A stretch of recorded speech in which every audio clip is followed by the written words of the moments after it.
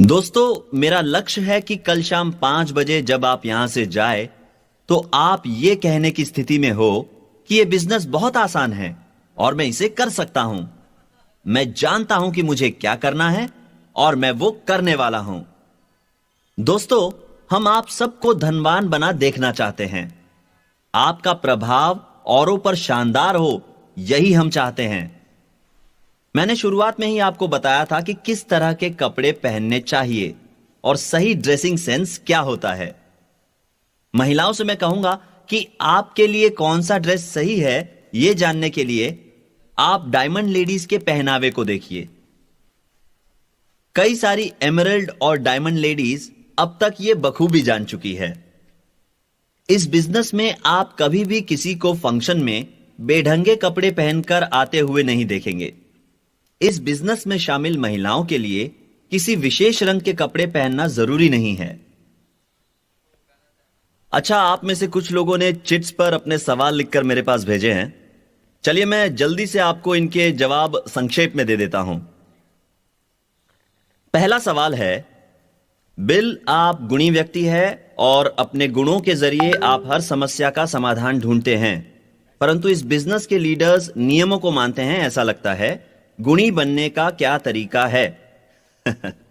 अच्छा सवाल है और जिसने इसे पूछा है वो मुझसे भी ज्यादा समझदार लगते हैं। मैं समझता हूं कि जिंदगी में सबसे अहम बात है कि आप अपने दोस्तों को कभी भी निराश न करें। जरूरत पड़ने पर मैं अपने दोस्तों के लिए खुद से भी ज्यादा लड़ सकता हूं। अगर मेरे ग्रुप से कोई आनाकानी करे तो मैं उसके लिए बहुत बुरा बन सकता हूं। मैं अपने ग्रुप की रक्षा हर कीमत पर करूंगा, क्योंकि इसे बनाने में मुझे सालों लगे हैं। आप भी अपने ग्रुप की सुरक्षा करेंगे और यह स्वाभाविक है। इस बिजनेस में हम सब एक हैं, किसी जाति या धर्म का भेदभाव किए बिना। यह बिजनेस दुनिया भर के लोगों को एक कर रहा है। इसमें हम किसी की भावना को ठेस नहीं पहुंचाते, बल्कि हम तो एक दूसरे की मदद करते हैं और एक दूसरे को सहारा देते हैं। जब भी आप किसी की बहुत ज्यादा परवाह करते हैं तो आप उसका मन दुखा सकते हैं या उसकी बहुत मदद कर सकते हैं। ये दोनों बातें एक दूसरे से बिल्कुल भिन्न हैं। याद रखिए कि आपको कोई भी ऐसी हरकत नहीं करनी चाहिए जिससे आपके दोस्तों की भावनाओं को ठेस पहुंचे। कामयाब होने के लिए उनका हौसला बढ़ाते रहना जरूरी है। मेरे जवाब के अंत में मुझे बस इतना ही कहना है कि मैं एक आम आदमी हूं, लेकिन मैं आपको बता दूं कि मैं जो भी कर रहा हूं उस पर मुझे पूरा भरोसा है। दूसरा प्रश्न है, मैं किताबें तेजी से नहीं पढ़ सकता, तो मैं अपने पढ़ने की गति को कैसे बढ़ा सकता हूं? इसका सीधा जवाब यह है कि अगर आप अपनी गति बढ़ाना चाहते हैं तो ज्यादा से ज्यादा किताबें पढ़ना शुरू कीजिए। जब आप ज्यादा पढ़ने लगेंगे तो अपने आप ही आपकी पढ़ने की गति बढ़ जाएगी।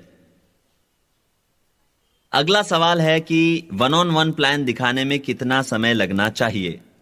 इसका जवाब यही है कि जितना कम समय लगे उतना बेहतर है। मैं 20 मिनट में प्लान दिखाता हूं। मैं इस बात का ध्यान रखता हूं कि अगर शादीशुदा जोड़ा हो तो प्लान दिखाते वक्त पति पत्नी दोनों साथ हो। मैं शादीशुदा जोड़ों को प्लान उनके घर पर दिखाना पसंद करता हूं। मैं उनके घर से कब निकलूंगा, ये उनके सोचने के 5 मिनट पहले ही मैं उनके घर से चला जाता हूं। कई आईबीओस ऐसे हैं जो सोचते हैं कि प्रोस्पेक्ट पहली बार में ही प्लान देखकर यह सीख जाने चाहिए कि क्राउन एम्बेसडर कैसे बना जाता है। वे नए लोगों को इतना ज्ञान दे देते हैं जो वो हजम भी नहीं कर पाते। इसीलिए आपको सावधान रहना चाहिए। दूसरे लोगों के समय की कद्र करना जरूरी है और उनकी इजाजत लेकर उनके उपलब्ध समय अनुसार बोलना चाहिए। और अब अगला सवाल, बिल, कृपया पति पत्नी के रिश्ते के बारे में कुछ बताएं और एक दूसरे के प्रति उनके रवैये के बारे में भी बताएं। दोस्तों, मैं और मेरी पत्नी एक दूसरे के लिए पूरी तरह जिम्मेदार हैं। हमारे संबंध काफी बढ़िया है और सभी के बीच ठीक ऐसा ही होना चाहिए। हमारे बीच अहम की कोई लड़ाई नहीं है। भगवान की कृपा से मुझे एक अच्छी पत्नी मिली है। सच कहूं तो मैं जिंदगी में जो कुछ भी कर रहा हूं, उसके पीछे उसका बड़ा हाथ है। हमें एक दूसरे पर पूरा विश्वास है। हमारे बीच वर्चस्व की कोई लड़ाई नहीं है। एक पति का फर्ज है कि वो अपने परिवार की पूरी जिम्मेदारी ले। मेरे मामले में मैं और मेरी पत्नी दोनों जिम्मेदार हैं। पैगी मेरे जितनी ही जिम्मेदारियां लेती है। असल में मैंने और पैगी ने बिजनेस की एक साथ ही शुरुआत की थी और यह भी तय किया था कि कौन क्या करने वाला है। उदाहरण के तौर पर जब घर पर किसी का फोन आता है तो वही बात करती है। मैं सिर्फ फोन के पास बैठे होने पर ही बात करता हूं। मैं घर की बाहरी जरूरतों का ख्याल रखता हूं और वो घर की अंदरूनी चीजों का ख्याल रखती है। मैं हमारी गाड़ियों का ख्याल रखता हूं। अगर उसकी गाड़ी को देखभाल की जरूरत हो तो मैं ही उसकी जिम्मेदारी लेता हूं। तो पति पत्नी का रिश्ता आपसी समन्वय पर आधारित है। लेकिन कई बार कुछ ऐसा वक्त भी आता है जब एक मजबूत इरादों वाली महिला परिवार के लिए वरदान साबित हो जाती है। मेरी माता एक मजबूत इरादों वाली महिला थी जो परिवार की देखभाल करती थी, क्योंकि मेरे पिता को शराब पीने की लत थी। भगवान का लाख लाख शुक्र है कि मेरी माता के पास हिम्मत थी, क्योंकि उनकी हिम्मत के बिना मैं नहीं जानता कि हमारे परिवार का क्या होता। मेरी माता की आखिरी प्रसूति के दौरान उनका दायां पैर टेबल से नीचे सरक गया। डॉक्टर ने कहा कि उनकी नस को नुकसान पहुंचा है। 27 सालों तक तो उन्होंने इसकी पीड़ा सहन की। पहले 3 महीने तो वो अपनी जगह से हिल भी नहीं सकती थी और उन्हें बेड रेस्ट की सलाह दी गई थी। 27 सालों बाद एक्सरे निकालने पर हमें पता चला कि उनकी नस को नुकसान नहीं पहुंचा था, बल्कि उनकी कमर खसक गई थी। उनका हिप रिप्लेसमेंट ऑपरेशन किया गया। लेकिन इन 27 सालों में दर्द की वजह से उनकी कमर मुड़ गई। लेकिन इतना सब कुछ होने के बावजूद उन्होंने हिम्मत नहीं हारी और परिवार को एकजुट रखा। भगवान का शुक्र है कि इस दुनिया में हिम्मत वाली महिलाएं हैं और मैं हर हिम्मत वाली महिला की कद्र करता हूं।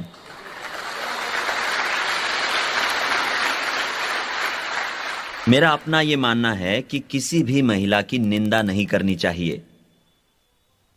किसी भी पुरुष को शाम को घर लौटने पर अपने बच्चों की भी निंदा नहीं करनी चाहिए। अगर वो ऐसा करें तो इसका मतलब यह हुआ कि वो अपनी पत्नी की निंदा कर रहे हैं, क्योंकि वो पत्नी ही है जो उनकी अनुपस्थिति में घर का ख्याल रखती है।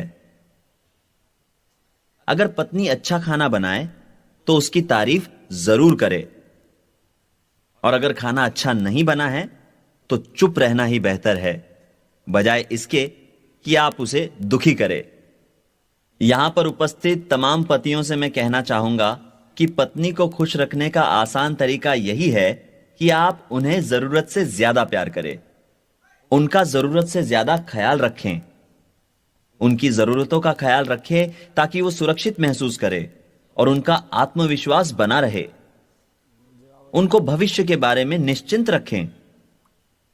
कई पुरुष अपनी पत्नी से बहुत कम बातें करते हैं।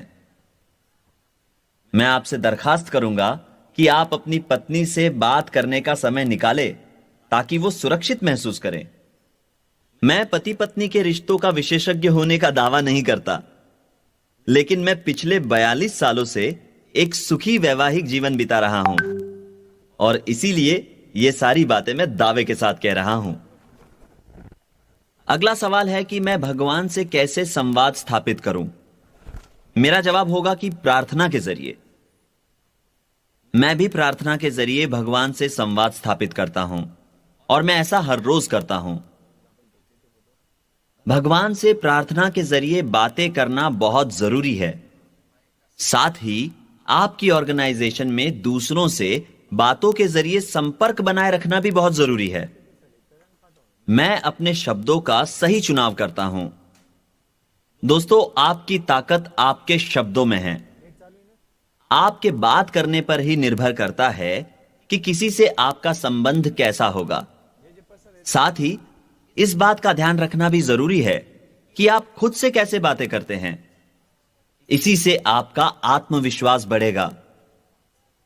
आपकी सारी ताकत, चाहे वो अच्छी हो या बुरी, आपके बात करने पर निर्भर करती है।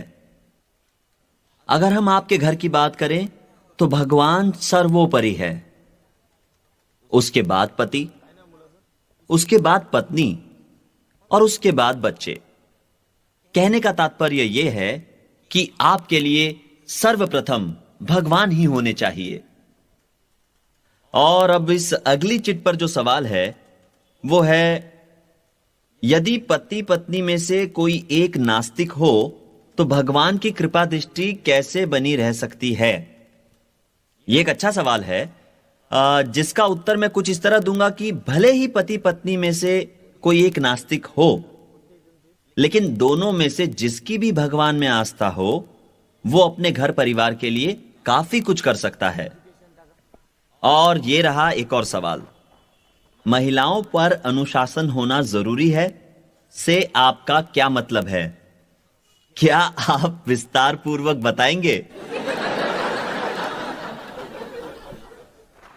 जिसने भी यह सवाल पूछा है वो ये नहीं समझ पाए कि मैं क्या कह रहा था। उन्होंने शायद ये सोचा कि मैंने कहा कि महिलाओं पर अनुशासन रखना चाहिए, पर मैंने ऐसा नहीं कहा। मैंने तो सिर्फ इतना समझाने की कोशिश की थी कि अगर पुरुष परिवार का सर है तो महिला गर्दन। सर को कौन घुमाता है? यकीनन गर्दन। भगवान ने महिलाओं से अधिकार नहीं छीने, परंतु उन्होंने उन्हें कुछ अलग जिम्मेदारियां दे दी। पुरुष एवं महिला दोनों की जिम्मेदारियां महत्वपूर्ण हैं परिवार को चलाने में, लेकिन भगवान ने पुरुष को ज्यादा ताकतवर बनाया ताकि वो वक्त आने पर लड़ सके और महिला की रक्षा कर सके। मुझे हाल ही में हमारे घर में हुई एक घटना याद आ रही है, जब एक अजनबी ने घर में घुसने की कोशिश की थी। मैं उस दिन जल्दी सोने चला गया था और पैगी किचन में कुछ काम कर रही थी। अचानक वो दौड़ती हुई बेडरूम में आई जहां मैं खर्राटे भर रहा था। वो बहुत घबराई हुई थी और उसने मुझे बताया कि कोई हमारे घर में घुस गया है। उसने वही किया जो कोई भी महिला करती, अपने पति के पास दौड़कर आ गई। मैं तुरंत ही किचन की ओर दौड़ा। मैं अपने नाइट ड्रेस में ही था और बिना किसी लाठी या हथियार के ही किचन की ओर दौड़ा। हुआ यूं कि यह व्यक्ति हमारे घर के मुख्य दरवाजे पर तकरीबन आधी रात को आया। हमारे घर के मुख्य दरवाजे की दोनों तरफ खिड़कियां थी जहां से वो घर में झांक रहा था। तभी पैगी वहां से गुजरी। तो जब पैगी ने उस व्यक्ति को घर में झांकते हुए देखा तो वो घबरा गई। मैंने दरवाजा खोला और उस व्यक्ति को देखकर कहा कि 1 मिनट रुको, मैं अभी आया, और अपनी गन लेने लौटा।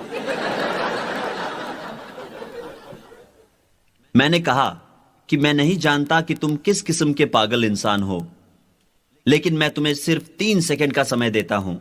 मेरी नजरों से दूर हो जाओ, वरना मैं तुम्हारे सर में गोली मार दूंगा। इसके बाद मैंने उस इंसान को कभी नहीं देखा। तो इस तरह मैंने पुरुष होने का कर्तव्य निभाया और पैगी ने महिला होने का। मैंने उस पर अधिकार नहीं जमाया, मैं उसकी रक्षा कर रहा था। अगर मैं पैगी की जगह होता तो कभी नहीं घबराता। मुझे याद है जब मैं मिलिट्री में था और एक दिन अचानक जब मेरी हेलीकॉप्टर नीचे जाने लगी थी तो मैं जरा भी नहीं घबराया था, लेकिन मेरा पायलट बौखला गया था। तकरीबन 8,400 फीट की ऊंचाई पर हेलीकॉप्टर का इंजन खराब हो गया था और ऐसा जब भी होता है तो हेलीकॉप्टर नीचे जाने लगता है। बारिश हो रही थी और रात भी हो गई थी। काफी कम दिखाई दे रहा था, पर हम बच गए और मेरा हौसला डगमगाया नहीं। मैं मिलिट्री से कभी परेशान नहीं हुआ और ना ही कॉम्बैट से। ज्यादातर पुरुष ऐसे ही होते हैं। पुरुष ज्यादातर वही करते हैं जो वो करना चाहते हैं और उसके परिणाम की चिंता बाद में करते हैं। लेकिन महिलाएं कुछ भी करने से पहले ही घबरा जाती हैं। तो मुद्दे की बात यह है कि मैंने कभी भी पैगी पर शासन नहीं किया। हम 50-50 हैं। पुरुष को परिवार के मुखिया होने की जिम्मेदारी से मुंह नहीं मोड़ना चाहिए। पुरुष को इस बात का ध्यान रखना चाहिए कि वो परिवार का पूरा ध्यान रखे और इस बात का भी ध्यान रखे कि वो कभी भी कर्ज में ना हो। महिलाओं को कर्ज पसंद नहीं। दोस्तों, अगर आप इस बिजनेस को एक छोटे से सपने की तरह शुरुआत करते हैं और अपने सपने को खाद और पानी देते हैं, तो आप देखेंगे कि वक्त बीतने पर यह बड़ा हो रहा है। इस बिजनेस में मेरी कामयाबी का राज है कि मैंने कई लोगों से ढेर सारी बातें की हैं। मैंने कई लोगों को कामयाब होने का हुनर सिखाया है और इसीलिए मैं कामयाब हूं। यह सच है कि मैं इस व्यवसाय में औरों के मुकाबले ज्यादा समय से हूं। मैं आप लोगों से निवेदन करता हूं कि इस वीकेंड पर सीखी बातें याद रखें। मैं यहां कई बातें दोहरा रहा हूं ताकि आप भूल न जाए। लेकिन जब आप औरों को यह व्यवसाय सिखाए तो आपको मेरी बातों के हर शब्द को कॉपी करने की जरूरत नहीं है। खुद अपने शब्दों का इस्तेमाल करें और खुद की प्रतिभा बनाएं। प्लान पूरे आत्मविश्वास के साथ दिखाएं और अपने आप को इस बिजनेस में आगे बढ़ता देखें। अपने लक्ष्यों को लिखना और उन्हें रोज देखना जरूरी है। अपने लक्ष्यों को पेपर पर लिखकर फ्रिज या आईने पर चिपका दें। ऐसा करने से आप अपने दिमाग को प्रोग्राम करते हैं। दोस्तों, आज हमारे बीच हैं डॉक्टर गिरीश देसाई। वो एमरल्ड हैं और उनकी पत्नी भी एक डॉक्टर हैं। उन्होंने 28 साल तक पढ़ाई की अपनी डिग्री पाने के लिए। डॉक्टर गिरीश देसाई एक ट्रॉमा सर्जन है और इनकी विशेषता है इमरजेंसी मेडिसिन। लोगों को इनसे फायदा होता है इमरजेंसी रूम में और साथ ही इस बिजनेस में भी। डॉक्टर देसाई जानते हैं कि मेडिकल प्रैक्टिस से उनकी इनकम भले ही अच्छी है, फिर भी वे अपना भविष्य इसी बिजनेस से सुरक्षित करना चाहते हैं। भगवान न करे यदि उनके हाथ को कुछ हो जाए तो वे सर्जन के तौर पर काम नहीं कर पाएंगे, परंतु इस बिजनेस से उन्हें हर हाल में सहारा मिलेगा।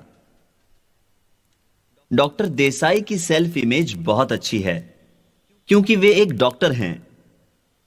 इस बिजनेस में होने का उनको गर्व है। ये 9 कोर स्टेप फॉलो करते हैं, ये सभी फंक्शंस अटेंड करते हैं, किताबें पढ़ते हैं और सारी सीरीज सुनते हैं। इस बात में कोई शक नहीं कि इस साल ये डायमंड बनेंगे।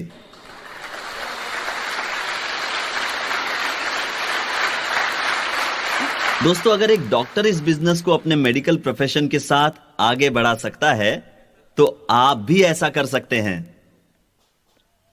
हमारे साथ संजीव सहाय भी हैं। ये भी एक एमरल्ड हैं। ये एक कंप्यूटर कंसल्टेंट हैं और इस बिजनेस में पिछले 7 सालों से हैं। इनके पास कंप्यूटर साइंस की मास्टर्स डिग्री है। संजीव कम से कम सप्ताह में 5 बार प्लान दिखाते हैं। ये सभी फंक्शंस अटेंड करते हैं। ये बिजनेस के सभी उत्पादों का इस्तेमाल करते हैं। ये अपने अपलाइन के साथ एक्टिव है, बाकी सभी एमरल्ड्स की तरह। हमारे बीच एक और एमरल्ड है और उनका नाम है सुगीत अजमानी। सुगीत इस बिजनेस में पिछले 7 सालों से हैं। सुगीत को पूरा विश्वास है कि वो इस साल डायमंड बनेंगे। सुगीत लोगों को सप्ताह में 7 या 8 बार बिजनेस प्लान दिखाते हैं। इसका मतलब यह हुआ कि वो कई बार दिन में 2 बार प्लान दिखाते हैं। वे अपने अप्लायंस से काफी सजगता से जुड़े हुए हैं। इनके अप्लायंस इन्हें डिपेंडेबल और अकाउंटेबल मानते हैं। सुगीत को अपने डाउनलाइंस पर गर्व है। ब्रिट स्कूल को अटेंड करने से इन्हें अपनापन महसूस होता है। इन्होंने सारे ब्रिट स्कूल अटेंड किए हैं और ये हर साल यहां आते हैं, क्योंकि इनका मानना है कि यदि ये यहां नहीं आए तो कुछ खास चीजें इनसे छूट जाएंगी। इन्हें पता है कि ब्रिट स्कूल से हर बार एक ही संदेश मिलता है, लेकिन हर बार उसे प्रस्तुत करने का तरीका अलग होता है। ब्रिट स्कूल एक तरह से उन्हें आने वाले कल के लिए ट्यून अप करता है। दोस्तों, हमारे साथ आज यहां कुछ महिला एमरल्ड्स भी उपस्थित हैं। ये भी बेहतरीन काम कर रही हैं। हमारे साथ है शैरन गोस्वामी, जिनका मानना है कि वो डायमंड और उससे आगे भी बढ़ेंगी। इनका मानना है कि इस बिजनेस के उत्पादों की गुणवत्ता सबसे अव्वल है और काफी किफायती है, अगर इनकी कीमत प्रति इस्तेमाल के हिसाब से निकाली जाए तो। दोस्तों, वास्तव में जापान में हमारे प्रोडक्ट्स को बेचने में दिक्कत आ रही थी, लेकिन किसी ने एक बहुत ही अच्छा सुझाव दिया और उसने कहा कि हम हर बॉक्स पर स्टिकर लगाते हैं जिस पर यह लिखा हो कि प्रति इस्तेमाल क्या कीमत है। इस सुझाव से काफी फायदा हुआ और बिक्री बढ़ने लगी। यह बिजनेस दिन ब दिन बढ़ते जा रहा है और हम कंप्यूटर और इंटरनेट के जरिए बहुत कुछ बहुत जल्दी कर पा रहे हैं। इस बिजनेस में कई शादीशुदा और कुंवारी महिलाएं हैं जो बहुत अच्छा काम कर रही हैं। दोस्तों, अगर आप सिर्फ प्लान दिखाएं, सारे फंक्शंस अटेंड करें, 9 कोर स्टेप्स करें, अगर आप स्वयं सारे प्रोडक्ट्स का इस्तेमाल करें, अगर आपके पास कस्टमर्स हों, अगर आप लोगों से ईमानदार रहे और अगर आप इस बिजनेस में शामिल लोगों की भलाई के बारे में सोचें, तो यकीनन कामयाबी आपके कदम चूमेगी। अगली एमरल्ड महिला जो यहां उपस्थित है, उनका नाम है पूर्णिमा देसाई। इन्हें पूरा विश्वास है कि अगले एफईडी तक ये डायमंड बनेंगी। ये एमरल्ड डॉक्टर गिरीश देसाई की पत्नी हैं। ये एक डॉक्टर है और इनका स्पेशलाइजेशन प्रीमेच्योर और बीमार बच्चों का ख्याल रखना है। इनके पति इस बिजनेस को बढ़ाना चाहते थे और पूर्णिमा देसाई इसके लिए तुरंत मान गई, परंतु उन्होंने एक शर्त रखी और वो ये थी कि वो उनकी मदद तभी कर सकेगी जब तक कि उन्हें कुछ बोलना ना पड़े या कुछ बेचना ना पड़े। उनके पति ने एक फंक्शन अटेंड किया था जहां डॉक्टर हैल न्यूबॉल स्पीकर थे और उनसे प्रेरित होकर वे इस बिजनेस से जुड़ गए।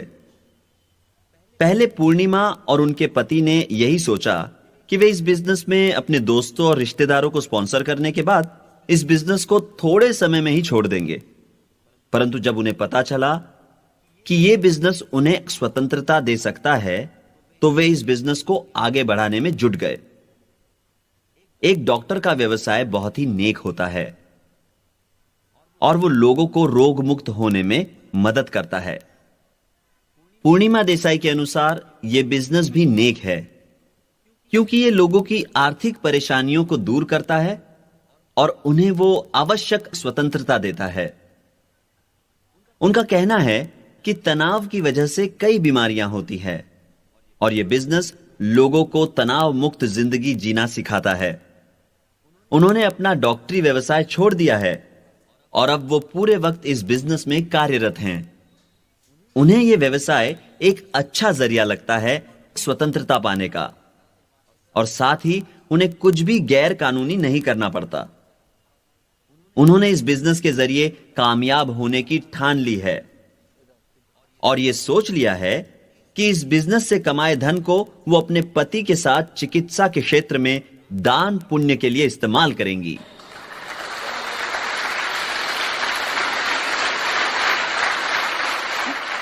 हमारे साथ एक और महिला एमरल्ड है जिनका नाम है समीना भट्टाचार्य और वे कांकन भट्टाचार्य की पत्नी हैं। ये आज से 2 महीनों में डायमंड क्वालिफिकेशन में होंगी।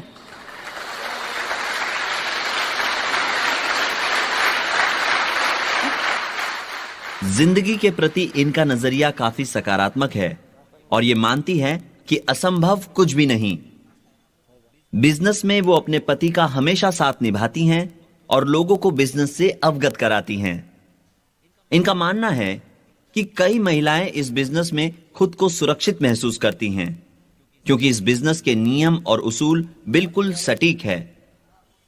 ये 8वीं ब्रिट स्कूल है जो वो अटेंड कर रही हैं और मानती हैं कि हर बार जब वो इसमें शामिल होती है तो उनका पुनर्अभ्यास हो जाता है।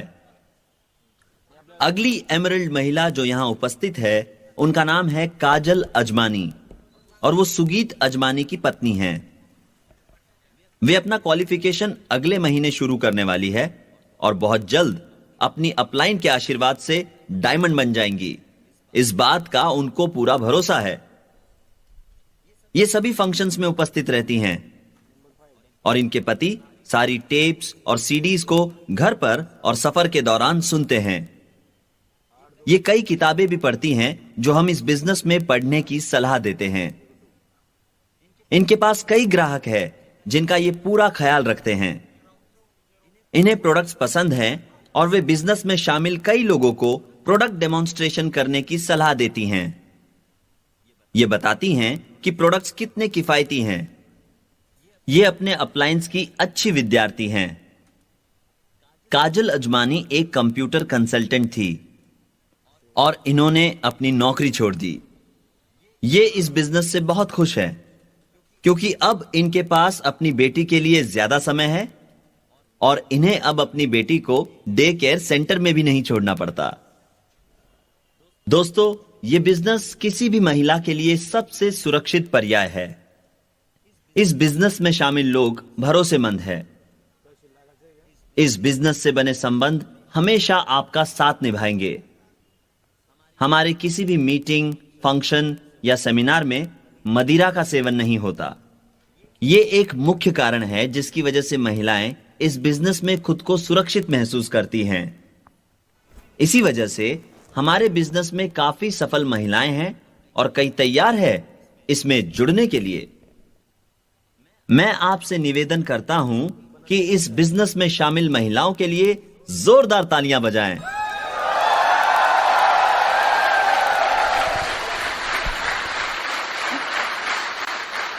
दोस्तों, यदि आप वो पाना चाहते हैं जिसकी चाह आपके मन में है तो जरूरी है कि आप अपने लक्ष्य लिख लें। 4 तरह के लक्ष्य होते हैं: लघुकालीन लक्ष्य, मध्यकालीन लक्ष्य, दीर्घकालीन लक्ष्य और सर्वोपरि लक्ष्य।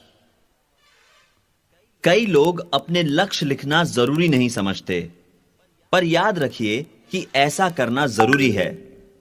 अगर मैं आपको उदाहरण देकर समझाना चाहूं कि अपने लक्ष्य को लिखना जरूरी क्यों है, तो मैं आपको सन 1950 की बात बताना चाहूंगा, जब मैं कोरिया से लौट रहा था। मैं ट्रेन से घर लौट रहा था और एक छोटी सी किताब पढ़ रहा था। उस किताब के आखिरी पन्ने पर लिखा था, अपने लक्ष्य लिखें। तो मैंने उस किताब में 5 लक्ष्य लिख दिए। गलती से मैं किताब ट्रेन में ही भूल आया, पर मुझे अपने लक्ष्य याद थे। पहला लक्ष्य जो मैंने लिखा था वो था, मैं एक खूबसूरत लड़की से शादी करना चाहता हूं। तब मेरी उम्र 23 साल की थी। दूसरा लक्ष्य जो मैंने उस किताब में लिखा था वो था कि मैं 30 साल का होने तक $10,000 कमाना चाहता हूं। अगला लक्ष्य जो मैंने लिखा था वो था कि 40 की उम्र में मैं रिटायर होना चाहता हूं। और चौथा लक्ष्य जो मैंने लिखा था वो ये था कि मैं अपने बिजनेस में कामयाब होना चाहता हूं। और मेरा 5वां लक्ष्य था कि मैं मल्टी मिलियनेयर बनना चाहता हूं। मेरी मुलाकात पैगी से 1956 में हुई, जो मेरे लक्ष्य को लिखने के 6 साल बाद था। हमारी मंगनी दिसंबर में हुई और शादी जुलाई में। वो कॉलेज की ब्यूटी कॉन्टेस्ट विजेता थी और इस तरह मेरा पहला लक्ष्य पूरा हुआ। बाद में मैं रॉली चला गया और वहां सिटी मैनेजर का असिस्टेंट बनकर काम करने लगा। और जब मैं 30 साल का था तब मेरी आय थी $10,000 और उस वक्त मैं नॉर्थ कैरोलिना में था। मेरा तीसरा लक्ष्य था कि मैं 40 की उम्र में रिटायर हो जाऊं। मैं इस बिजनेस में 38.5 साल की उम्र में जुड़ा और 4 जुलाई 1972 में 40 की उम्र में रिटायर हो गया। और यह तो आप सब जानते ही हैं कि मैं कैसे चौथा और पांचवा लक्ष्य तीसरे लक्ष्य की वजह से हासिल कर पाया। अपने लक्ष्य लिखने के बारे में कुछ खास बात है। इससे आपके मन को बिल्कुल सही दिशा मिलती है। आप जो भी करते हैं उसका नियंत्रण भगवान की अमूल्य देन से होता है, यानी आपके दिमाग से। दिमाग हर चीज को नियंत्रित करता है। कोई भी इंसान के दिमाग को पूरी तरह नहीं समझ पाया, और मैं भी आपको यह नहीं बता सकता कि अपने लक्ष्य को लिखने से उनको पाना कैसे संभव होता है। पर मैं इतना दावे के साथ कह सकता हूं कि यह संभव है। यदि आप लिखें तो इन्हें जरूर लिखें, अपने लक्ष्य लिखें। अब इस बिजनेस में आपका पहला लक्ष्य क्या होना चाहिए? 2500 पीवी एक अच्छा लक्ष्य है, 4000 एक अच्छा लक्ष्य है, डायरेक्ट बनना भी एक अच्छा लक्ष्य है। जब आप अपना लक्ष्य पा लें तो खुद को थोड़ा बहुत इनाम भी दे। मैं यह सलाह दूंगा कि आप लिखें कि क्राउन एम्बेसडर बनना आपका लक्ष्य है। डायमंड बनने का लक्ष्य लिखने में कोई हर्ज नहीं है, परंतु यह आपका सर्वोपरि लक्ष्य नहीं होना चाहिए। अगर ऐसा हुआ तो आप डायमंड पर ही अटक जाएंगे और इससे आगे नहीं बढ़ पाएंगे। जब लोग आपसे पूछे तो उनसे कहिए कि आप क्राउन एम्बेसडर बनने वाले हैं, तो इसे आप अपना दीर्घकालीन लक्ष्य बनाएं। और मेरी आपसे सलाह है कि अपने सभी लक्ष्य को कागज के एक टुकड़े पर लिखें और उसे अपने रेफ्रिजरेटर के दरवाजे पर चिपकाएं। तो जब भी आप अपने फ्रिज के पास से गुजरेंगे तो आप उसे देखेंगे और सब कुछ आपके दिमाग में छप जाएगा। इस तरह आप अपने दिमाग को प्रोग्राम करके वो पाएंगे जो पाना चाहते हैं। अब शायद आप ये कहेंगे कि लोग जब आपके घर आएंगे तो फ्रिज पर लिखी बातें पढ़ेंगे। उन्हें देखने दीजिए, इसमें कोई दिक्कत नहीं है। आप उस कागज के टुकड़े को या तो फ्रिज पर चिपकाएं या वॉश बेसिन के ऊपर लगे आईने पर, ताकि हर बार जब आप शेव करें या मुंह धोएं तो आपकी नजर उस कागज के टुकड़े पर जाए। इस तरह आप अपने दिमाग को प्रोग्राम करें ताकि आपकी करनी और कथनी में कोई फर्क ना रहे। वो सब लिखिए जो आप चाहते हैं। अगर आप एक एरोप्लेन चाहते हैं तो उसे लिखकर चिपकाएं। मैं अपनी जिंदगी में 3 जेट प्लेन खरीद सका क्योंकि मैंने उनको पाना अपना लक्ष्य बनाकर लिखा था। अगर आप अपने लक्ष्य लिखेंगे तो मुझे यकीन है कि आपको इससे मदद ही होगी। आप ऐसा करें और आपके बिजनेस में शामिल लोगों को भी ऐसा करने की सलाह दें। मैंने लोगों को ऐसा लक्ष्य लिखते भी देखा है जहां उन्होंने रिटायरमेंट की तारीख तय कर ली है। अब एक अच्छा सर्वोपरि लक्ष्य क्या होगा? एक अच्छा सर्वोपरि लक्ष्य वो हो सकता है जहां इस बिजनेस की वजह से कई हजार लोगों की जिंदगी बदल जाए। आपने उनकी जिंदगी को बेहतर बनाया क्योंकि आपकी मेहनत और लगन से आपने उन्हें इस बिजनेस में कामयाब होना सिखाया। आपने लोगों को 2 अहम बातें सिखाई। एक तो इस बिजनेस की शुरुआत करना और दूसरी इसे कभी नहीं छोड़ना।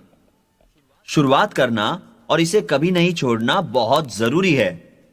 यह एक पियानो को बजाने की तरह है। प्रैक्टिस करते जाइए जब तक आप इसे ठीक से बजाना ना सीख ले।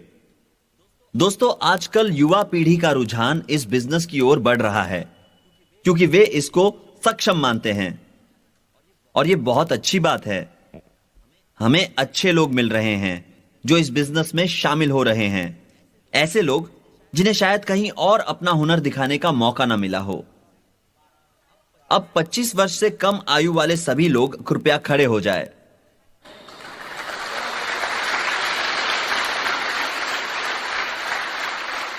आप में से कोई भी पैदा नहीं हुआ था जब मैंने इस बिजनेस की शुरुआत की थी। शुक्रिया, कृपया बैठ जाएं। अब 45 की उम्र से बड़े लोग कृपया खड़े हो जाएं।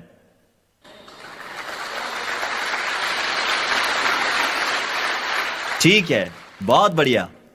कृपया बैठ जाएं। अब 25 से 45 के बीच की उम्र के सभी लोग खड़े हो जाएं।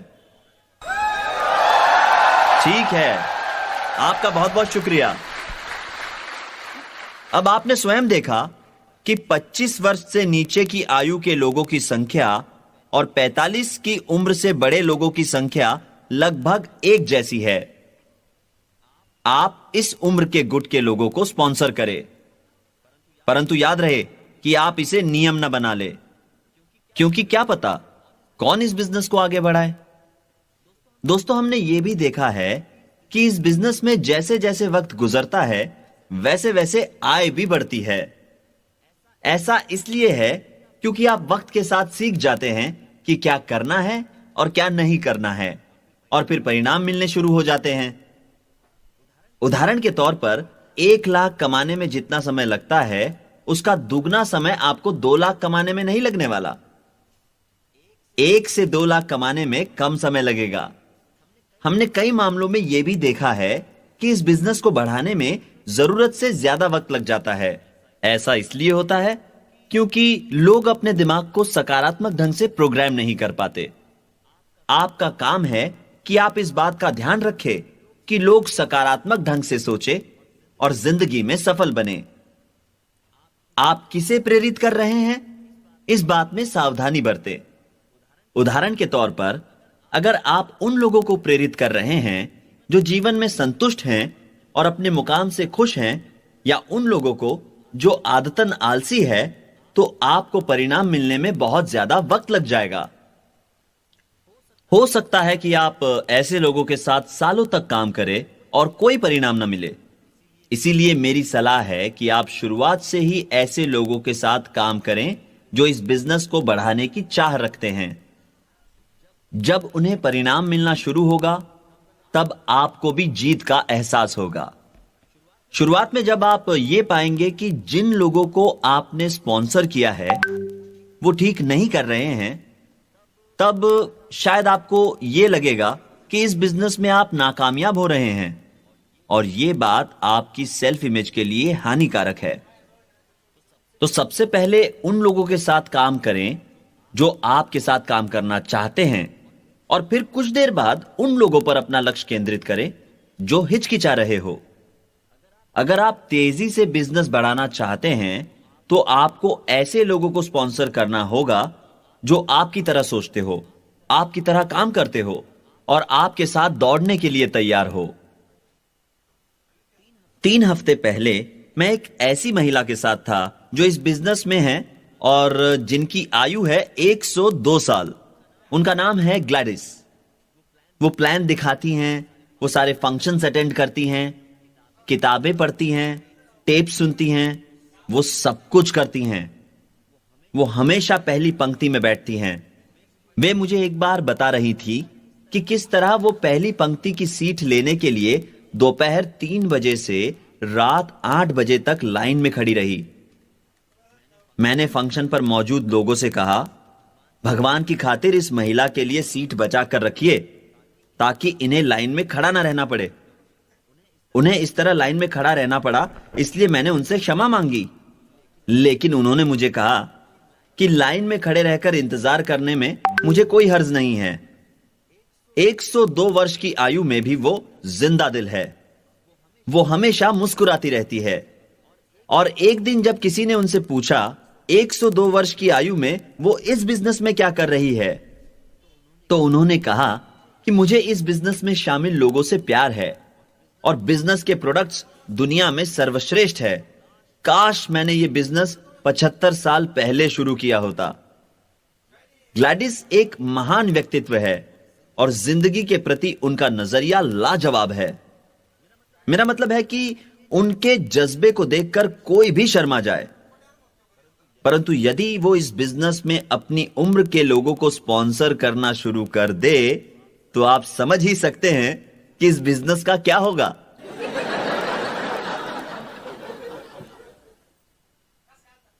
वो अपनी एक डाउनलाइन को बच्ची कहकर बुलाती है और उस बच्ची की उम्र है 87 साल। यह मजाक जैसा लगता है, लेकिन साथ ही एक खूबसूरत एहसास है। मैं हमेशा श्रोताओं के बीच जाकर ग्लैडिस को एक झप्पी देता हूं, क्योंकि मुझे उन पर गर्व है। वो लोगों को उम्मीद की एक नई किरण देती हैं। इस दुनिया में लाखों लोग हैं जो इंतजार कर रहे हैं कि कोई उन्हें राह दिखाए, और कई लोग ऐसे हैं जो ये जानना चाहते हैं कि आप क्या जानते हैं। आप बहुत बड़े धनवान बनेंगे यदि आप इन लोगों को बेहतर जिंदगी जीने में मदद करेंगे। आप धनवान बन सकते हैं, और इसके लिए आपको कानून तोड़ने की जरूरत नहीं है। आपको लोगों का गलत फायदा उठाने की जरूरत नहीं है, ना ही झूठ बोलने की, और ना ही चोरी करने की। इस बिजनेस के जरिए आप अपनी कुशलता बढ़ा सकते हैं। आप अपनी जिंदगी का सही इस्तेमाल कर सकते हैं, ताकि इससे औरों का भी फायदा हो। आप इस बिजनेस से आर्थिक स्वतंत्रता पा सकते हैं। आप अपने खुद के बॉस बन सकते हैं और घर पर बच्चों के साथ वक्त गुजार सकते हैं। बस आप प्रोडक्ट्स का इस्तेमाल स्वयं करें, 9 कोर स्टेप्स करें, और कुछ ग्राहक हमेशा रखें। दोस्तों, आप अपना आत्मविश्वास बनाए रखें और खुद से कहे, मैं ये कर सकता हूं, मैं ये करके रहूंगा, और मुझे ये करने से कोई नहीं रोक सकता। मैं अपनी स्वतंत्रता पाके रहूंगा। मुझे आर्थिक सुरक्षा चाहिए। मैं इसे पाने के लिए कुछ भी कर सकता हूं। मैं कुछ भी गैर कानूनी या अनैतिक नहीं कर रहा हूं। मैं तो बस बढ़िया मेहनत कर रहा हूं, और वो भी पूरी ईमानदारी से। आपको अपने साथ इस बिजनेस में दौड़ने वाले युवाओं की ज्यादा जरूरत है। दोस्तों, अगर आप अपने बिजनेस को बढ़ाते हुए किसी 65 वर्ष की व्यक्ति को स्पॉन्सर करते हैं, तो इसमें कोई हर्ज नहीं है। मैं ये नहीं कहता कि ऐसा मत कीजिए, लेकिन फिर भी ये पता लगाएं कि क्या उनका कोई बेटा है जो लगभग 28 साल के आसपास की उम्र का हो। आपको अपने साथ दौड़ने वाले युवाओं की जरूरत है। ऐसा भी हो सकता है कि जिस व्यक्ति को आप स्पॉन्सर करें, वो 1 या 2 महीने में ही बिजनेस छोड़ दें, पर उसके छोड़ने से पहले शायद वो आपको एक ऐसे बेहतरीन व्यक्ति से मिला सकता है जो आज तक आपको अपने बिजनेस के लिए ना मिला हो। इसीलिए आपको अपनी पसंद और नापसंद को लेकर भी सतर्क रहना होगा। मैं जानता हूं कि ये दो तरफा बातें करके शायद मैं आपको उलझा रहा हूं, पर मैं ये उम्मीद करता हूं कि आप वो समझ रहे हैं जो मैं कहना चाहता हूं। जरूरी बस इतना है कि आप ऐसे लोग ढूंढे जो विश्वसनीय हो, भरोसेमंद हो और सीखने के लिए तैयार हो। जब आप इस बिजनेस में नए नए आते हैं, तो आपका ऐसा मानना हो सकता है कि दोस्त और रिश्तेदार तो इस बिजनेस में आसानी से जुड़ जाएंगे, पर हमने कई सालों के तजुर्बे से यह पाया है कि रिश्तेदार आसानी से स्पॉन्सर नहीं किए जा सकते हैं।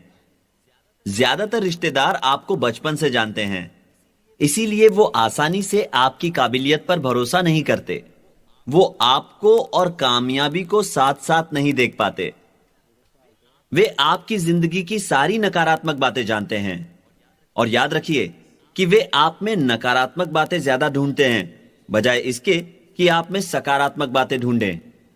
पर जैसे जैसे आप इस बिजनेस में कामयाब होते हैं, वैसे वैसे आपके प्रति उनकी राय धीरे धीरे बदलती है, पर इसमें काफी वक्त लगता है।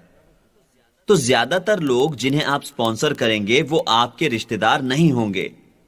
वो होंगे आपके काम की जगह के सहयोगी, और शायद आपके दोस्त के दोस्त, या कोई जो कहे मुझे दिलचस्पी नहीं है लेकिन मैं ऐसे व्यक्ति को जानता हूं जिसकी दिलचस्पी हो, इत्यादि इत्यादि। इस बिजनेस की सबसे आसान बात है लोगों को स्पॉन्सर करना। अगली महत्वपूर्ण बात इस बिजनेस की यह है कि लोगों को इसमें सही शुरुआत करना आप सिखाएं। बहुत जरूरी है कि आप नए लोगों को शुरुआत से ही सही बातें सिखाएं, जैसे कि 9 कोर स्टेप्स, 3 पावर्स और 4 बेसिक्स। उदाहरण के तौर पर, यदि मैं किसी महिला को स्पॉन्सर करता हूं, तो मैं आपको बताना चाहता हूं कि मैं उनसे कहां मुलाकात करूंगा। मैं कभी भी ऐसी कोई हरकत नहीं करूंगा जो अव्यावसायिक लगे। यहां उपस्थित सभी पुरुषों से मेरी यह सलाह है कि आप अकेले कभी भी किसी महिला के साथ कार में न जाएं। भले ही आपके इरादे नेक हो, लेकिन लोगों को बातें बनाने में ज्यादा वक्त नहीं लगता और ऐसी बातों से आपके बिजनेस पर गहरा असर पड़ सकता है। तो ऐसी नौबत आने से आपको हर हाल में बचना है। अगर आप शादीशुदा नहीं हैं और किसी महिला को स्पॉन्सर करते हैं, तो इस बात का ख्याल रखें कि मीटिंग्स में और भी लोग मौजूद हो। हमेशा लोगों को बताएं कि हमारा बिजनेस कितना सम्मानजनक है। अगर आप इस बात को गंभीरता से नहीं लेते हैं, तो इससे आपकी विश्वसनीयता एक ही क्षण में नष्ट हो सकती है। दोस्तों, जब मैं किसी शादीशुदा जोड़े को स्पॉन्सर करने के बारे में सोचता हूं, तो सबसे पहले यह पता लगाता हूं कि वे इस बिजनेस को लेकर कितने गंभीर हैं। अगर वे गंभीरता से इस बिजनेस को बढ़ाना नहीं चाहते हैं, तो मैं भी उनकी मदद करने के बारे में गंभीरता से नहीं सोचता हूं। वे जो खुद को प्रेरणा देते हैं, ऐसे लोग ही इस बिजनेस में सफल साबित होते हैं। जब कोई प्रेरित होता है, तभी वो दूसरों के लिए सही मिसाल बनकर दिखाता है। सफल व्यक्ति हमेशा लोगों से बात करने को तैयार रहते हैं और हमेशा लोगों को सिखाने के लिए भी तैयार रहते हैं। सफल व्यक्ति हमेशा मुश्किलों पर जीत हासिल कर आगे बढ़ते हैं। जब कोई स्वप्रेरित होता है, तो उसे पूरा यकीन होता है कि वो जिंदगी में सही दिशा में आगे बढ़ रहा है। जब कोई व्यक्ति स्वप्रेरित होता है, तो वो जिम्मेदारियां निभाता है और जिंदगी की चुनौतियां स्वीकार करता है। जब आप मुझे सुनेंगे, तो आपको पता चल जाएगा कि मैं दृढ़ हूं। मुझे खुद पर भरोसा है। जब मैं कदम आगे बढ़ाता हूं, तो पूरी ताकत और अधिकार के साथ बढ़ाता हूं। आपको भी पूरे विश्वास के साथ अपनी कमजोरियों को ताकत में बदलना चाहिए। दोस्तों, सफल व्यक्ति अपना व्यवसाय कभी नहीं छोड़ते। वो कभी भी क्विट नहीं करते। वे चुनौतियों का सामना करते हैं और नकारात्मक बातों का सामना कर सफलता का स्वाद चखते हैं। क्या आप जानते हैं कि अखबार कैसे चलते हैं? वे दुनिया की नकारात्मक बातों पर चलते हैं। उदाहरण के तौर पर, जब आप अखबार पढ़ते हैं, तो ज्यादातर खबरें होती है किसी ने किसी का खून कर दिया, या किसी ने किसी को ठग लिया, या ऐसी ही कुछ खबरें।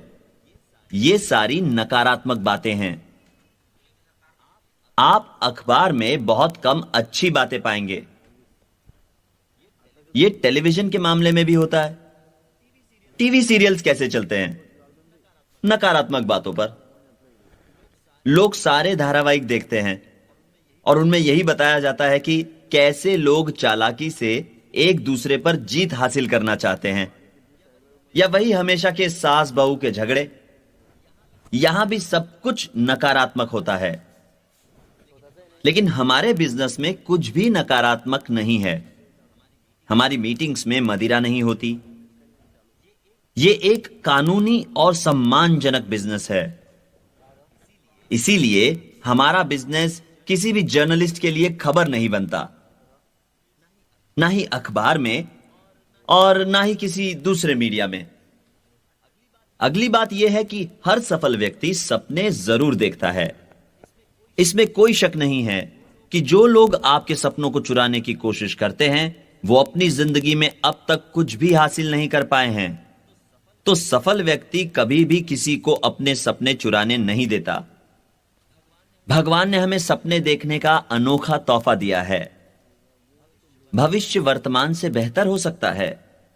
भविष्य भूतकाल से बेहतर है, क्योंकि आपके भूतकाल से आपने सीख ली है। यह बहुत जरूरी है कि आप ऐसे लोगों के बीच रहे जो आपको हिम्मत दे, आपका हौसला बढ़ाएं, बजाय ऐसे लोगों के जो आपका सपना चुराने की कोशिश करते हैं। आपको ऐसे लोगों के साथ रहना चाहिए जो आपको प्रेरित करे और जो आपको बताएं कि आपकी असली काबिलियत क्या है। आपको यह सुनकर हैरानी होगी कि भगवान ने आपको ऐसा दिमाग दिया है जो 20,000 ट्रिलियन यानी कि 20,000 खरब कैलकुलेशंस प्रति सेकंड कर सकता है।